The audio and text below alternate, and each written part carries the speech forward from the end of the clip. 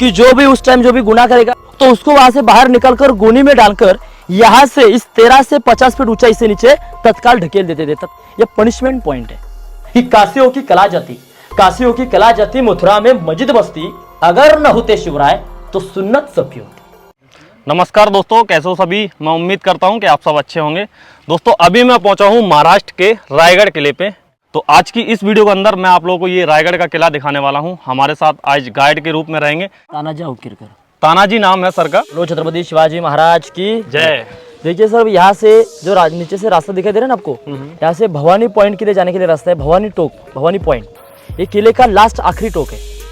छत्रपति शिवाजी महाराज किले के ऊपर 10 साल रहे और यहाँ रहने के आने के बाद उनको माता भवानी का दर्शन लेना असंभव था, क्योंकि माता भवानी का जो मेन टेम्पल है वो प्रतापगढ़ फोर्ट है ना, उधर है तुलजा भवानी का मंदिर।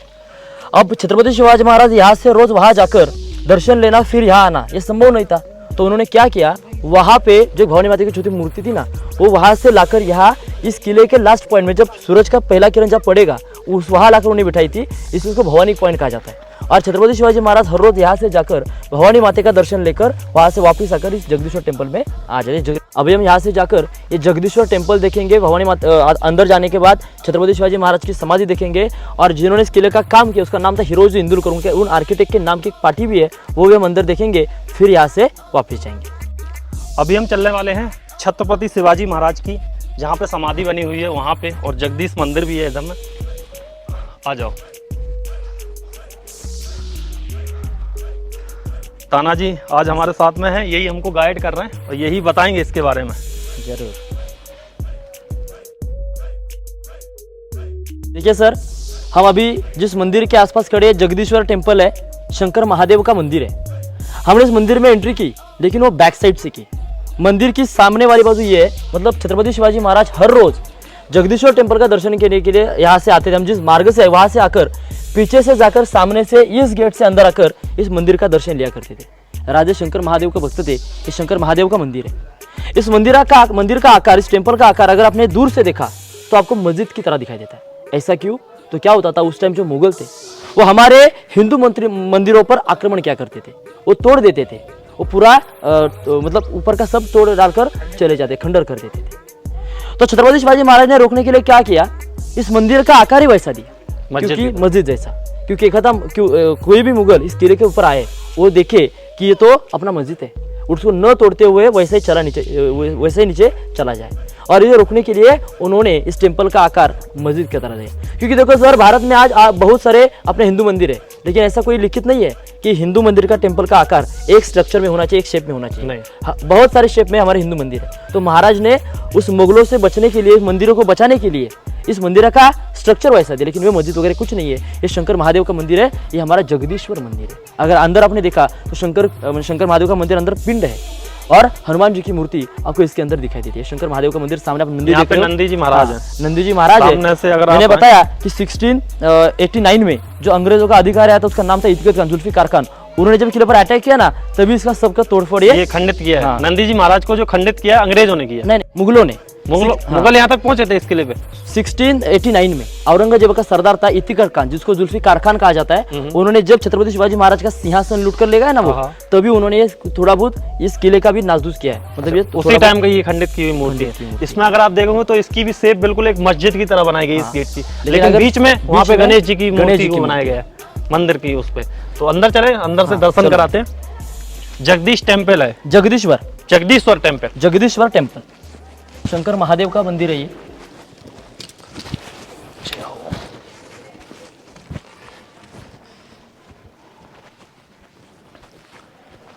हवन करने के लिए था क्या? अभी हवन वगैरह यहाँ होता है। और उस टाइम कासव पता है आपको, हम कहते हैं ना कछुआ यानी शांति का प्रतीक। शंकर महादेव के मंदिर में बाहर नंदी बैठे हुए और बीच में कछुआ था, लेकिन अभी वो इधर आपको दिखाई नहीं देगा, वो सब टूटा हुआ है। और यहाँ पत्थर का बनाया गया था। हाँ, पत्थर का। इधर इसके अंदर इको बहुत है, क्योंकि पूरा पत्थर में बना हुआ है ना। और इधर देखोगे हनुमान जी की मूर्ति आपको दिखाई देगी। और इसके देखो सामने भी गणेश जी की प्रतिमा है, गणेश जी की प्रतिमा है। और अंदर शंकर महादेव का मंदिर। ओम नमः शिवाय, ओम नमः शिवाय, हर हर महादेव, हर हर महादेव। इसको घेरो मत सर। बना हुआ है, ये तो काफी पुराना उसी टाइम का बना हुआ उसी टाइम का है। सबसे पहले ये किला जब बनाने के लिए शुरुआत की सबसे पहले ये मंदिर बनाया, मंदिर बना, और वो भी कहा इस किले के सबसे ऊंची जगह पर। ये सबसे ऊंची जगह पे सबसे ऊंची जगह ये है। और आप किसी भी फोर्ट पर जाओ, किधर भी जाओ, सबसे गांव में भी गए और कौन से भी गांव में भी गए, उधर भी मंदिर होता है, वो कहाँ होता है? गांव के सबसे ऊंची जगह। और ये इस किले की सबसे ऊंची जगह है। और ऊंची जगह पर आपको एक जगदीश्वर टेम्पल दिखाई देता है। आपने छत्रपति शिवाजी महाराज हर रोज, हम जिस रास्ते से आए, मतलब उधर हमने महल देखा छत्रपति शिवाजी महाराज का, नहाने के बाद वो हर रोज इसी रास्ते से आकर इस जगदीश्वर टेम्पल के दर्शन के लिए आते थे। ये जगदीश्वर शंकर महादेव का मंदिर है और छत्रपति शिवाजी महाराज शंकर महादेव के भक्त थे। इसी के कारण इस मंदिर के सामने ही हमको छत्रपति शिवाजी महाराज की समाधि नजर आती है, क्योंकि इसके सामने छत्रपति शिवाजी महाराज को अग्नि दे दी। अभी हम समाधि देखने के लिए अंदर जाएंगे। ये देखो, अभी हम यहाँ से छत्रपति शिवाजी महाराज की समाधि देखने के लिए जाने, और गढ़ा मतलब इस किले का अति महत्वपूर्ण ठिकान है। ऐसा कहा जाता है कि हमने मतलब जन्म लेने के बाद एक बार, हमारे महाराष्ट्र में कहा जाता है कि विट्ठलवारी करनी चाहिए, लेकिन हम यहाँ कहते हैं कि जन्म आने के लिए एक बार, मतलब जन्मने के बाद आयुष्य में एक बार छत्रपति शिवाजी महाराज की समाधि का दर्शन लेना चाहिए, क्योंकि ये बहुत ही महत्वपूर्ण ठिकान है। यहाँ छत्रपति शिवाजी महाराज की डेथ जहाँ हुई वो हमने महल उधर देखा, लेकिन उनकी अंतिम यात्रा यहाँ लेकर आकर यहाँ उनको अग्नि दे दी। ये छत्रपति शिवाजी महाराज की समाधि हमको सामने दिखाई देती है। ये देखो, ये छत्रपति शिवाजी महाराज की समाधि है। आज हजारों शिवभक्त पैदल आकर, रूप से आकर छत्रपति शिवाजी महाराज की समाधि का दर्शन ले लेते हैं हर रोज। देखिए सर, छत्रपति शिवाजी महाराज का राजतिलक होने के बाद छत्रपति शिवाजी महाराज ने अपने हर एक सिपाही को, उसने जैसा जैसा काम किया उस काम के अनुसार हर एक को बख्शिश देना शुरू किया। इस किले के आर्किटेक्ट थे हिरोजी इंदुलकर। राजतिलक होने के बाद छत्रपति शिवाजी महाराज ने उन हिरोजी इंदुलकर को पूछा कि आपने इस किले का 14 साल काम किया है, आपको बख्शिश रूप में क्या चाहिए? हिरोजी इंदुलकर उधर कहते कि महाराज मुझे तो इधर तो कुछ नहीं चाहिए, लेकिन जब जरूरत पड़ेगी मैं आपसे मांग लूंगा। उसके बाद छत्रपति शिवाजी महाराज की बारात हाथी में बैठकर इस जगदीश्वर टेम्पल के दर्शन के लिए आ गए। यहाँ आने के बाद वो हिरोजी कहते कि महाराज रुको, यहाँ मुझे मेरा बख्शिश दे दो, फिर आप दर्शन के लिए यहाँ से अंदर जाओ। महाराज इधर भी पूछते कि हिरोज आपको इधर भी जो चाहिए मांग लो। हिरोजी कहते कि महाराज मुझे बख्शिश तो इधर चाहिए, लेकिन ज़्यादा कुछ नहीं, सिर्फ मेरा नाम इस मंदिर के सीढ़ी में लिखने की इजाज़त दे दो, जिसमें लिखा है कि सेवे के ठाई तत्पर हिरोजी इंदुलकर। इस हिरोजी ने किले का 14 साल काम किया, और 14 साल काम करने के बाद भी बख्शिश रूप में क्या मांगा? तो सिर्फ अपना नाम, और वो भी किधर? इस मंदिर के एक सीढ़ी में।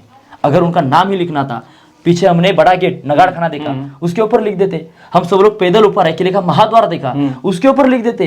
एक मंदिर की सीढ़ी में क्यों? ऐसा जब उन्होंने पूछा तो हिरोजी क्या कहते हैं कि छत्रपति शिवाजी महाराज जब भी इस जगदीश्वर टेम्पल के दर्शन के लिए आओगे ना, तभी आपका चरण का स्पर्श मेरा नतमस्तक होना चाहिए, इसलिए मैं मेरा नाम एक मंदिर के सीढ़ी में लिखना चाहता हूँ, क्योंकि यहाँ आप हर रोज आते हो और आपका हर रोज चरण का स्पर्श मेरे मत्थे लगेगा, मेरे मत्थे चढ़ेगा, इसलिए मैं मेरा नाम इस मंदिर के सीढ़ी में लिखना चाहता हूँ। यानी कि उस टाइम के जो लोग थे वो छत्रपति शिवाजी महाराज के जैसे थे, और छत्रपति शिवाजी महाराज लोगों के जैसे थे, इसीलिए छत्रपति शिवाजी महाराज ने इतना बड़ा हिंदवी स्वराज्य खड़ा किया है। इसलिए कहा जाता है कि घासल्या विना धार नाही तलवारीच्या पातीला, घासल्या विना धार नाही तलवारीच्या पातीला, आणि शिवछिद्राशिवाय अर्थ नाही महाराष्ट्राच्या काळ्या मातीला।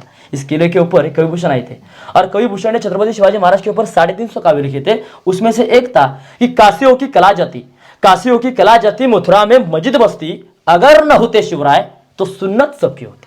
यहाँ मेरी जो मेन जानकारी खत्म हो गई है। अब हम एक लास्ट पॉइंट है, टकमक पनिशमेंट पॉइंट, वो देखने के लिए सबसे पीछे जाएंगे। बोलो छत्रपति शिवाजी महाराज की जय।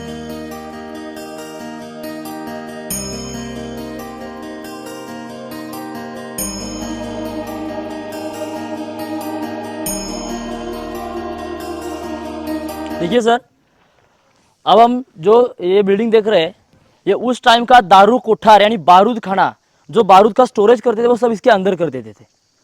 इस किले के ऊपर आपको 2 दारू कोठार दिखाई देंगे, नजर आएंगे। पहला जो इस पनिशमेंट पॉइंट की तरफ है, और दूसरा जो उस तरफ मैंने पहले आपको दिखाया था, अंग्रेजों ने अटैक किया, वो उस तरफ का पहला है। हाँ, ये 2 है, और इसके अंदर उस टाइम पूरा बारूद भरकर रखते थे। ये उस टाइम का बारूद खाना, दारू कोठार, जो भी बारूद था, दारू था, वो सब इसके अंदर भरकर या स्टोर किया जाता था, और जब भी जरूरत पड़े यहाँ से निकाल कर उसका इस्तेमाल किया जाता था। ये उस टाइम का बारूद खाना है, दारू ऊपर भी छत रहती है, इसके ऊपर भी पूरा छत था, पूरा सागवान का छत था, ऊपर खोलते। ये देखो इसमें भी खांचे बनाए हुए हैं, ये लकड़ी लगाने के लिए, लकड़ी लगाने के लिए। Yes sir. ये पूरा बारूद खाना है। ये भी पूरा खंडर हो चुका है। हाँ सर, अब हम जिस पहाड़ पर खड़े हैं उसको कहा जाता है टकमक टोक यानी पनिशमेंट पॉइंट। मैंने आपको बताया था अंदर किले के अंदर कि जो भी उस टाइम जो भी गुनाह करेगा, चोरी करेगा, लबाड़ी करेगा, गद्दारी करेगा, उसको 7 दिन तक उस तरफ हमने वो अनाज कोठड़ी ग्रैनरी देखी थी, उसके अंदर 7 दिन तक डालकर रखा करते थे। अगर उसने उसका गुनाह 8वें दिन कबूल नहीं किया तो उसको वहां से बाहर निकलकर गोनी में डालकर यहाँ से इस 13 से 50 फीट ऊंचाई से नीचे तत्काल ढकेल देते थे, तत्काल शिक्षा। इसको हाई कोर्ट शिक्षा यानी टकमक टोक यानी पनिशमेंट पॉइंट कहा जाता है। यह पनिशमेंट पॉइंट है। तो ये फेंकने का काम उस टाइम ने पेशवों ने किया। छत्रपति शिवाजी महाराज इस किले के ऊपर 10 साल रहे, उन्होंने किसी को भी इस किले से मतलब इस पहाड़ से नीचे धकेल नहीं दिया था। छत्रपति शिवाजी महाराज 10 साल रहे, लेकिन राजमाता जिजाऊ वो पाचाड़गा में उधर रहती थी। वो देखो उधर उनका महल उधर दिखाई देता है ऐसे, वो उधर हाँ उधर रहती थी, क्योंकि उनको इस किले का क्लाइमेट सूट नहीं करता। पाचाड़गा में रहती थी। छत्रपति शिवाजी महाराज किले के ऊपर 10 साल रहे। अब छत्रपति शिवाजी महाराज को रोज यहाँ से ऊपर जाकर वहां राजमाता जिजाऊ का दर्शन लेना असंभव था, क्योंकि ये डिस्टेंस बहुत है। इसलिए छत्रपति शिवाजी महाराज हर रोज सुबह यहाँ इस टकमक टोक पर आते थे और यहाँ से ही अपने राजमाता जिजाऊ का दर्शन लिया करते थे। एक दिन एक घटना ऐसी घटी कि छत्रपति शिवाजी महाराज दर्शन के लिए इस टोक पे ऊपर मतलब टकमक टोक पॉइंट पर आ गए थे। यहाँ उनके पीछे एक छाता लेकर सिपाही खड़ा था, सेवक खड़ा था। यह हवा तेज है, जोर की हवा आई, छाता में घुस गई और वो जो सेवक था वो अचानक छाता सा हवा में उड़ने लगा।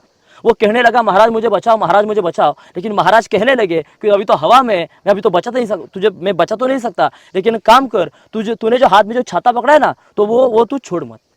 जैसा छत्रपति शिवाजी महाराज ने उससे कहा उसने वैसा ही किया। जैसे जैसे हवा कम होने लगी वैसा वैसा वो नीचे के गांव में उतरने लगा। थोड़ी देर के बाद वो नीचे के गांव में जैसा था वैसे उतर गया सुखरूप। उतरने के बाद छत्रपति शिवाजी महाराज ने उस गांव को नाम दिया गया छत्र निजामपुर। और ऐसा कहा जाता है कि जो पैराशूट का मतलब पैराशूट है ना, उसका शोध छत्रपति शिवाजी महाराज के काल में लगाया गया है, क्योंकि वो पैराशूट जैसे ही नीचे उतर गया था। वो नीचे का गांव को आज भी छत्र निजामपुर नाम से जाना जाता है। वो छत्र निजामपुर गांव है और ये उस तरफ है राजमाता जिजाऊ का वाड़ा जहाँ वो रहती थी। और ये हमने वो नीचे से जिस गेट से आए थे ना, वो गेट देखो, यहाँ से स्ट्रक्चर पूरा ये कवर आपको दिखाई दे रहा है। किले का मेन द्वार महाद्वार है। ये है किले का महाद्वार। हाँ, और ये सीढ़ियाँ हैं, ये सीढ़ी है। हम इसी सीढ़ी से सुबह ऊपर आए थे। वो देखो वहां तक।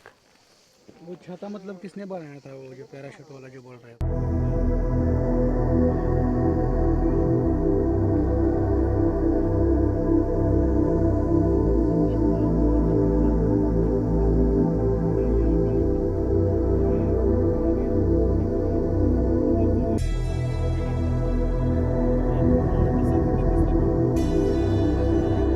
दोस्तों अभी हम लोग रायगढ़ किला घूम के वापस आ गए हैं। हमने जो ऊपर चढ़ना स्टार्ट किया था सीढ़ियों से आए थे, लेकिन अभी हम जाएंगे रोपवे से। रोपवे से मात्र 5 मिनट में नीचे पहुंच जाएंगे। भाई ने हमारे गाइड किया था, बहुत अच्छे से गाइड किया हमको, और तानाजी नाम है। अगर आप लोग यहाँ पे आते हैं किले पे तो भाई से कांटेक्ट कर सकते हैं। आप अपना कांटेक्ट नंबर बताइए। मेरा कांटेक्ट नंबर है 9527124954। मैं किले के नीचे रहता हूँ। नीचे हमारा लॉजिंग वगैरह कभी भी आओ मुझे कॉल करो। आपके रहने का, ऊपर गाइड बताने का सब काम मैं इधर आपका कर दूंगा और अच्छी तरह से पूरा फूड आपको घुमा दूंगा। और सर ने मुझे गाइड ले, सर का भी धन्यवाद। Thank you sir. आपने बहुत अच्छे से गाइड किया और बहुत अच्छी जानकारी दी है। तो आज की इस वीडियो को हम लोग यहीं पे एंड करते हैं। वीडियो आपको कैसी लगी कमेंट करके ज़रूर बताइएगा। और इनकी जो डिटेल्स है वो नीचे मैं डिस्क्रिप्शन में डाल दूंगा वीडियो के, तो वहाँ से जाके भी आप लोग देख सकते हैं। इनका नंबर वगैरह मैं सब डिस्क्रिप्शन में डाल दूंगा। तो आज की इस वीडियो को हम लोग यहीं पे एंड करते हैं। वीडियो आपको कैसी लगी कमेंट करके ज़रूर बताइएगा। वीडियो आपको पसंद आई हो तो वीडियो को लाइक करके जाइएगा। और अगर आप चैनल पे नए हैं, पहली बार इस वीडियो को देख रहे हैं, तो नीचे एक रेड कलर का सब्सक्राइब बटन है, उसको दबा के चैनल को सब्सक्राइब कर लें। मैं इसी तरह की वीडियो लाता रहता हूं। तो मिलते हैं आपको नई वीडियो में, तब तक के लिए जय हिंद, जय भारत, वंदे मातरम।